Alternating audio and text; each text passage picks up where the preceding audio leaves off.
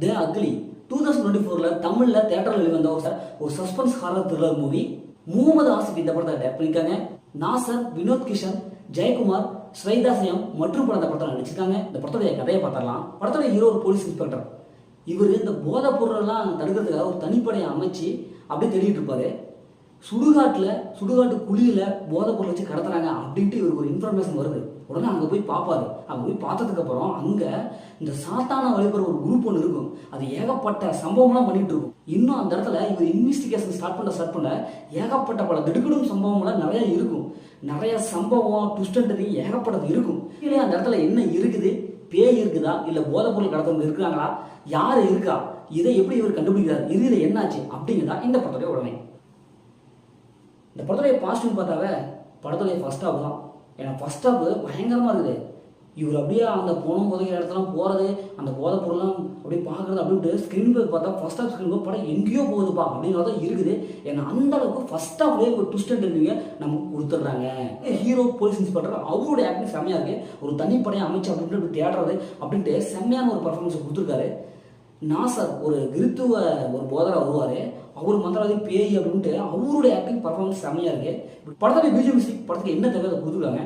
அதே மாதிரி சினிமோட்டோகிராஃபி எப்போ மிரட்டு இருக்கிறாரு. சினிமோட்டோகிராஃபி படத்துக்கு மிகப்பெரிய பக்கபலமாக இருக்குது. ஏன்னா ஒரு வித்தியாசமான ஒரு கெட்டப், வித்தியாசமான ஒரு லொக்கேஷன். தமிழ் சினிமாவிலேயே இது மாதிரியான லொக்கேஷனை பார்த்துருக்க முடியாது. ஏன்னா அந்த அளவுக்கு ஒரு வித்தியாசமான ஒரு கெட்டப்பில் ஒரு வித்தியாசமான ஒரு லொக்கேஷனில் போய் நமக்கு அப்படியே அழகாக கொடுத்துருக்காங்க. தோட்டா தரணி அவங்களுடைய அந்த கை ஒன்று அப்படியே அழகாக தெரியுது. ஏன்னா அந்த அளவுக்கு படத்தில் அந்த கெட்டப்பு அப்படியே படத்தில் அந்த லொக்கேஷனில் அவங்களுடைய ஒவ்வொருத்தருடைய தனித்தனியான கலர்ஸ் இப்படி எல்லாமே படத்தை நமக்கு பிரமிக்க வைக்குது. அந்த அளவுக்கு சூப்பரான ஒரு வர்ணனையை கொடுத்துருக்காங்க. இந்த படத்துடைய மைனஸ்னாவே ஃபைட் சீன் தாங்க.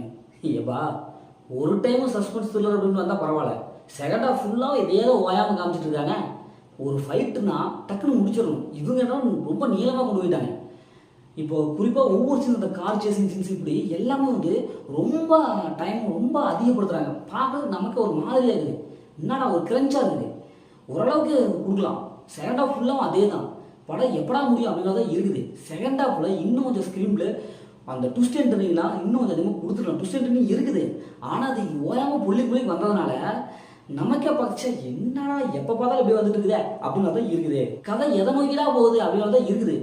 படத்தில் அந்த சீன்ஸில் பிரம்மாண்டமாக இருக்குது. ஆனால் கதை எப்பா நீ என்னையா பண்ணுற அப்படிங்கிறது தான் இருக்குது. அதே கிளைமேக்ஸு இன்னொரு ட்விஸ்ட்டு வச்சு கிளைமேக்ஸ் முடிக்கல, தொடரும் அப்படிங்கிற மாதிரி முடிச்சிட்டாங்க. ஏயா படத்தில் செகண்ட் ஆஃப் சீன்ஸு ரொம்ப நீளம் அதிகம், இன்னமும் தொடருமா அப்படிங்கிறது தான் இருக்குது. இன்னும் கொஞ்சம் ஷார்ட் அண்ட் ஸ்வீட்டில் இன்னும் கொஞ்சம் கிளைமேக்ஸ் இதோடய முடிச்சிருந்தாங்கன்னா நல்லா இருந்திருக்கும். அதே மாதிரி கிளைமேக்ஸ் இதுதான் கதை அப்படின்னு சொல்லிடுறாங்க.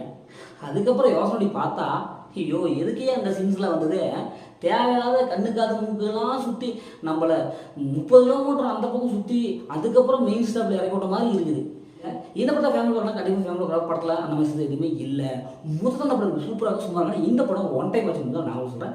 ஓகே, இதே மாதிரி அடுத்து ஒரு புதிய மூவி ரிவ்யூஸ் உங்களோட உங்கள் கல்வி பாரதி.